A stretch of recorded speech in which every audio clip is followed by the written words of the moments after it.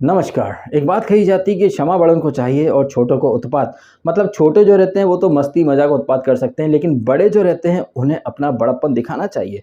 Cricketing world में भले ही विराट कोहली एक बहुत बड़ा नाम बन चुका है, लेकिन है तो वो गौतम गंभीर का जूनियर ही।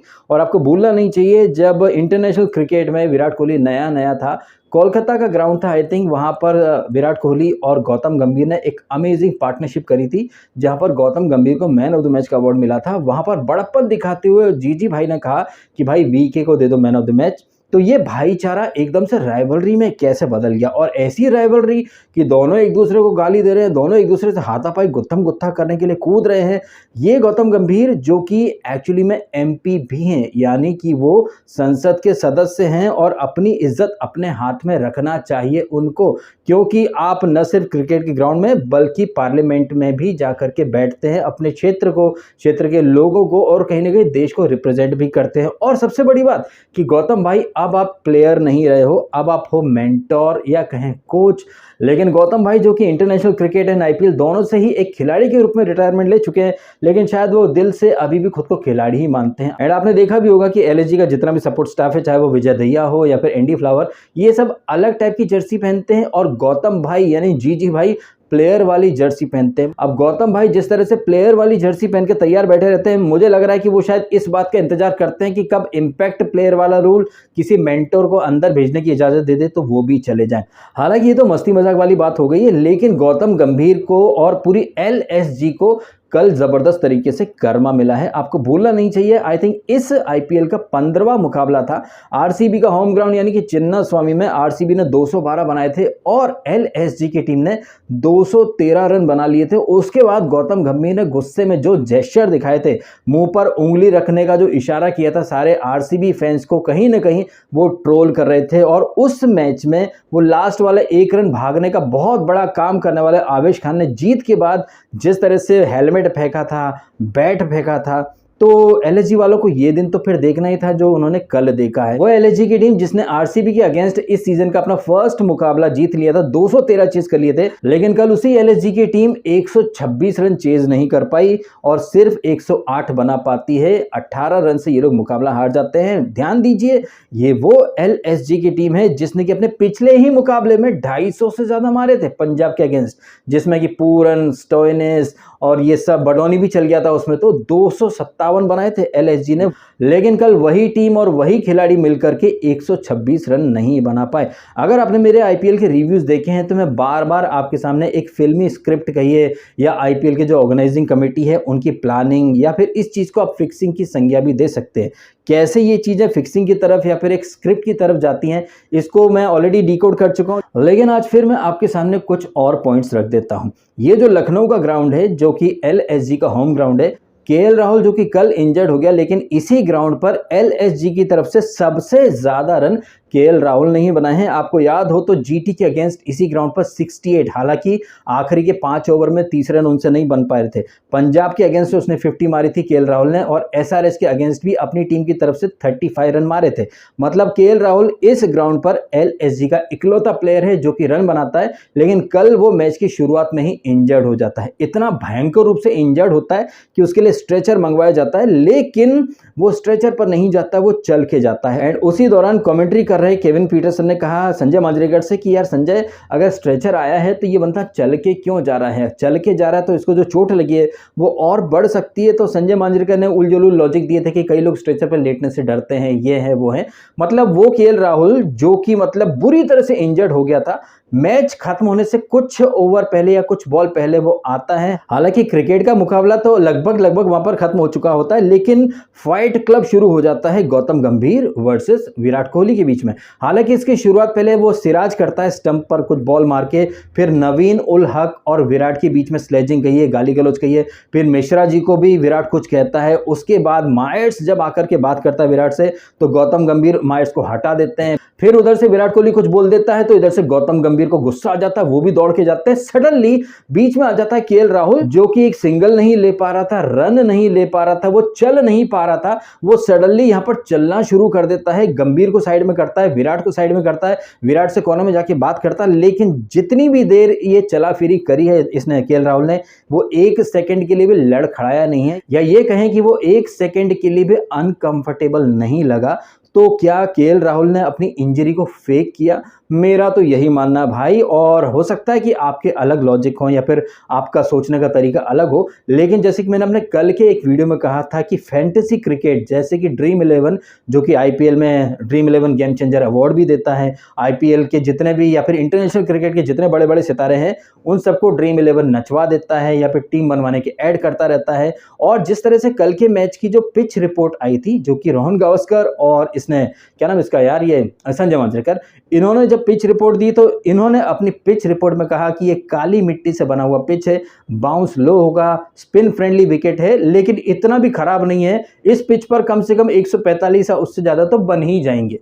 अब जाहिर तौर पर अगर कोई पिच रिपोर्ट में कहता है कि पिच इतना बुरा भी नहीं है, यहाँ पर हाई स्कोरिंग मुकाबला नहीं होगा, लेकिन 145 मतलब आप एवरेज मान करके चलते हैं कि चलो डिसेंट होगा, बैट बॉल का इवन कॉन्टेस्ट आपको देखने को मिलेगा। लेकिन यहाँ तो मुकाबला टोटली एक तरफा हो गया, बैट्समैन कुछ कर नहीं पा रहे थे, सिर्फ बॉलर्स ही चल रहे थे। तो अब आप समझ जाएं कि भाई फैंटेसी ऐप पर जिस किसी ने भी टीम बनाई होगी उसमें से आई थिंक 90% लोगों को तो घाटा हो गया होगा, क्योंकि किसी ने भी अपनी टीम में शायद इतने सारे बॉलर्स को नहीं रखा होगा। तो आप देख लें भैया। और हाँ, प्रिडिक्शन, क्योंकि पिछली बार एलएसजी की जो टीम थी आरसीबी को 200 के ऊपर का टारगेट चेस करके हरा के आई थी, पिछले मुकाबले में एलएसजी ने 257 बना लिए। और अपना कल का प्रेडिक्शन जो मैंने दिया था उसमें मैंने कहा था कि एलएसजी की team on paper and performance के बेसिस पर आरसीबी से बेहतर ही लग रही है। लेकिन कल एलएसजी वाले बुरी तरह से हार गए और उनकी टीम का इकलौता खिलाड़ी जो कि इस ग्राउंड पर चल जाता है, बाकी जगह चले ना चले, वही बंदा पहले ही ओवर में इंजर्ड हो जाता है। तो अब ये चीजें आप किस तरीके से लेते हैं मुझे नहीं पता, लेकिन इन चीजों को मैं एक बेहतरीन स्क्रिप्ट एंड आईपीएल की जो फिक्सिंग वाली जो पॉलिसी होती ना, उसका बेस्ट एग्जांपल मान करके चलता हूं।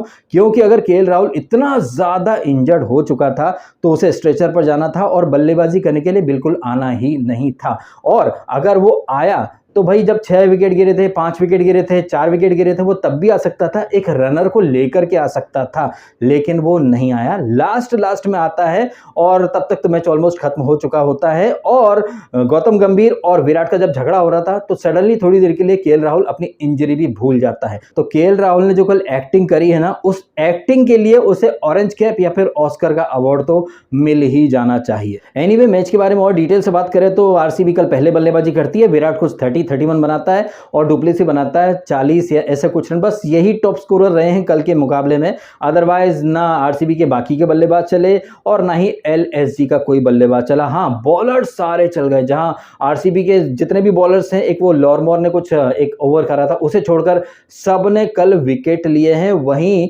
एलएसजी की तरफ से एक्सपेक्टेड था कि वहां से बिश्नोई और मिश्रा जी तो विकेट लेंगे, नवीन उल हक भी विकेट लेकर के चला गया। मतलब कल जिस किसी ने भी अपनी फैंटेसी टीम में विराट को, राहुल को, मायर्स को, स्टोइनिस को, पूरन को, मैक्सवेल, अगर इन्हें बल्लेबाज के तौर पर रखा होगा तो ये डेफिनेटली कल सब घाटे में जरूर गए होंगे। क्योंकि सभी ने देखा कि पिछला मुकाबला जिसमें मायर्स ने 50 मारी थी, स्टोइनिस ने 50 मारी थी, पूरन ने कुछ 14 गेंदों में 40-45 मार दिए थे, तो जाहिर तौर पर इतना अच्छा परफॉर्मेंस होता है, उसके अगले ही मुकाबले में ये सारे खिलाड़ी फुस हो जाते हैं। तो ये चीजें आप एक नॉर्मल तरीके से ले सकते हैं, लेकिन मैं इन चीजों का एक नॉर्मल तरीके से नहीं ले सकता। जाहिर तौर पर यहाँ पर कुछ ना कुछ तो है। और ग्राउंड में इतना ज्यादा बवाल हुआ एलएसजी और आरसीबी के खिलाड़ियों के बीच में, लेकिन ऑफ ग्राउंड एलएसजी के जो ऑनर हैं, गोयनका ग्रुप के मालिक, वो और विराट कोहली पार्टनर हैं। अभी जो विराट कोहली ने इंडियन स्पोर्ट अवार्ड करके जो शुरू करा है उसमें स्पॉन्सर्स भी हैं और पार्टनर भी हैं ये एलएसजी के ऑनर। साथ ही एलएसजी के ऑनर ने जो चिप्स वगैरह बेचते हैं उसके ब्रांड एम्बेसडर है ये विराट कोहली। अब आज जो मुकाबला होने वाला है जीटी वर्सेस डीसी का, इन दोनों टीमों के बीच में जो पहला मुकाबला हुआ था दिल्ली में, वहां पर जीटी आराम से जीत गई थी। अब यहां पर आज रात को जो मुकाबला होगा उसमें जीटी जीतेगी या फिर आईपीएल वाले आईपीएल के जबरदस्त एडवर्टाइजिंग के लिए कुछ अलग स्क्रिप्ट लेकर के आएंगे। लेकिन परफॉर्मेंस के लिहाज से देखें तो डीसी जो है वो कहीं नहीं ठहरती है। डीसी सबसे नीचे बैठी है बॉटम में और जीटी बैठी है सबसे ऊपर 12 पॉइंट के साथ। जीटी के नीचे 5 टीमें और बैठी हैं, जिसमें कि आरआर, एलएसजी, सीएसके, ये आरसीबी और पंजाब, ये 10-10 पॉइंट लेकर के बैठे हुए हैं। ऑल्दो आज रात के मैच का अगर प्रेडिक्शन करूं तो परफॉर्मेंस के हिसाब से मुझे लग रहा है कि जीटी जो है वो आराम से जीत जाएगी, लेकिन आईपीएल की जो आजकल जो स्क्रिप्ट चल रही है उसके अकॉर्डिंग देखा जाए तो डीसी भी मैदान मार सकती है, क्योंकि अगर आप एक पैटर्न देखें, जैसे कि आरआर जो कि टॉप 4 में चल रही थी उसे एमआई जो कि 6-7वें नंबर पर थी उसने हरा दिया। सीएसके जो कि अच्छे खासे मोमेंटम में थी उसको पंजाब ने आखिरी गेंद पर 3 रन लेकर के हरा दिया। एंड एलएसजी वाले जो कि पिछला मुकाबला पंजाब से जीत करके आए थे, 257 मारे थे, लेकिन यहां पर ये लोग 108 पर ही लुढ़क गए, गेम भी हार गए, साथ ही साथ कर्मा का करारा थप्पड़ भी मिल गया। विराट कोहली ने ब्याज के साथ बदला चुका लिया है। आरसीबी आए थे यहां पर बदला लेने और उन्होंने कह के बदला लिया है। वहीं एलएसजी वाले जो कहते फिरते कि अदब से हराएंगे, बड़ी बेअदबी से हारे हैं ग्राउंड में भी, और जो व्यवहार किया है गौतम गंभीर ने या फिर वो नवीन उल हक ने, वो कहीं ना कहीं दिखाता है कि लखनऊ की टीम सिर्फ बोलती है अदब अदब, हकीकत में वो बेअदब इंसान है। और कहीं ना कहीं जो कर्मा का या फिर समय का थप्पड़ पड़ा है कल गंभीर या फिर लखनऊ की टीम के मुंह पर, ये मच नीडेड था। ऑल्दो मैं हमेशा विराट कोहली के एग्रेशन को या फिर मोहम्मद सिराज के एग्रेशन को क्रिटिसाइज करता रहता हूं, लेकिन जिस तरीके से गौतम गंभीर ने पिछले मैच में एक चीज की शुरुआत करी थी, तो यहां टिट फॉर टैट देना तो बनता था, और मैं तो टिट फॉर टैट का जबरदस्त समर्थक हूं। तो विराट कोहली ने गौतम गंभीर एंड उनकी टीम को टिट फॉर टैट वाले अंदाज में करारा जवाब दिया है। उन्हीं की कड़वी दवा उन्हीं के गले में ठूस दिए। इस चीज के लिए तो मैं विराट कोहली को भर भर के अप्रिशिएट करना चाहूंगा। अगर ये गौतम गंभीर चाहता तो वो उस तरह की चीजों की शुरुआत नहीं करता। अपनी इज्जत अपने हाथ होती है, वो सीनियर भी है, एमपी भी रह चुका है, लेकिन गौतम गंभीर ने वो मुंह पर उंगली रखने वाला जेस्चर दिया, उसके बाद विराट ने पलटवार कर दिया। एंड जीत के तुरंत बाद जो है वो आरसीबी इनसाइडर्स का वीडियो आया, जिसमें विराट और पूरे आरसीबी वाले लोग सेलिब्रेट कर रहे हैं। वहां पर विराट कोहली डंके की चोट पर बोल रहा है कि अगर आप वापस ले नहीं सकते वो चीजें तो दो भी मत, if you can't take it then don't give it.